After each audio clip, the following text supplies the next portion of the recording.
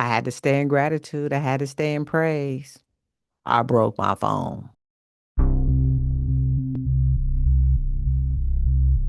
So after 20 years of having a phone, I mean, literally, I think I got my first phone when I was like 22, maybe 21. I don't know, somewhere around there. And I'm, in my 50s now. I'm in the crown era. I've never broken a phone. I've never dropped it and broke a phone ever. And that was my claim to fame. But yesterday was a different story. And I want to know, well, I realized, and divine love brought it to my remembrance, that I had this nudge to purchase a new case for my flip phone. I have a Samsung Flip. Well, I have two phones. That's my personal phone, and I have my work phone, my business phone. But anyway, and I went on Amazon. I was looking. I put one in the cart and I said, well, I want to wait till Best Buy because I just didn't want to just purchase one thing. And I didn't need anything because, God supplies all my needs. He provides all my desires. And so I don't necessarily have anything.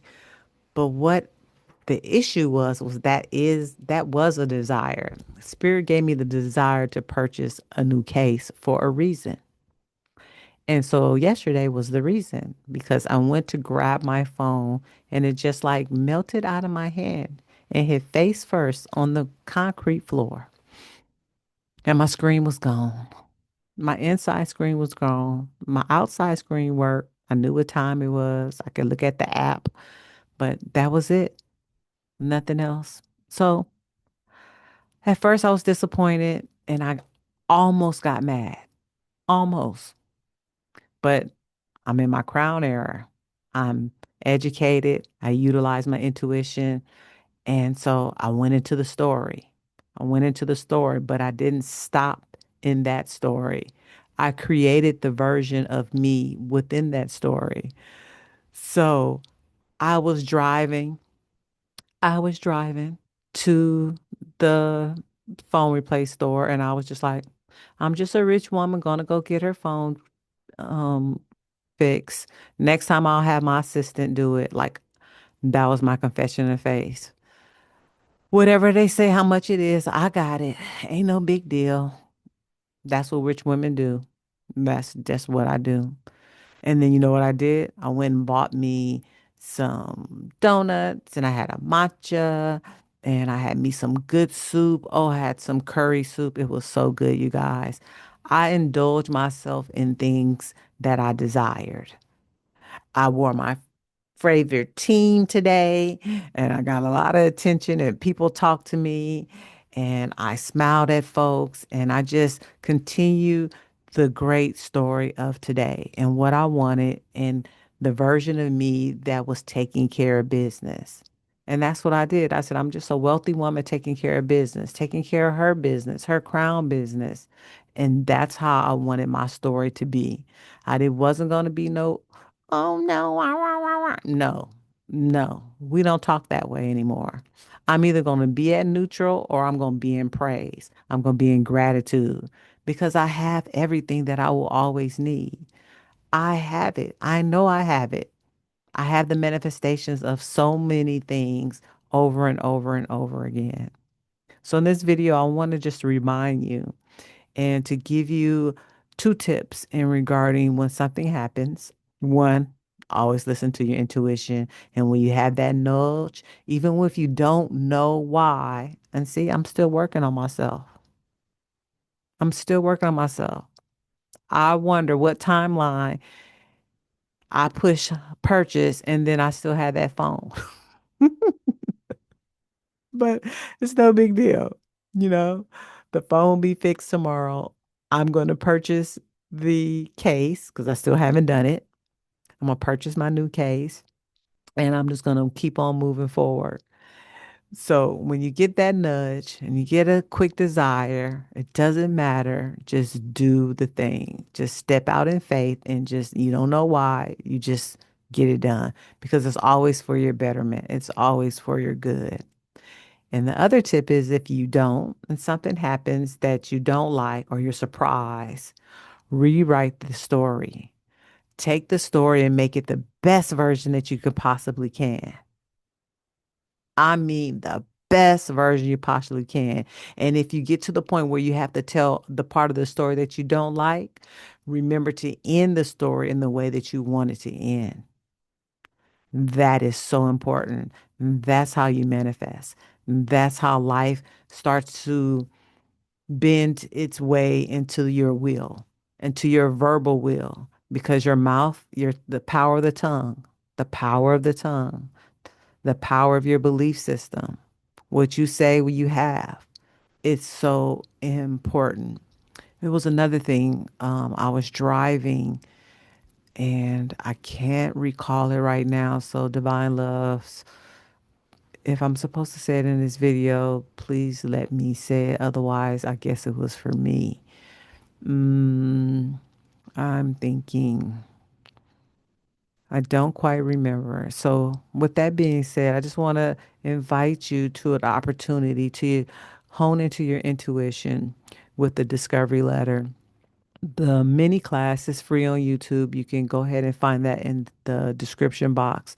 And I will try to remember to pin it to the first comment.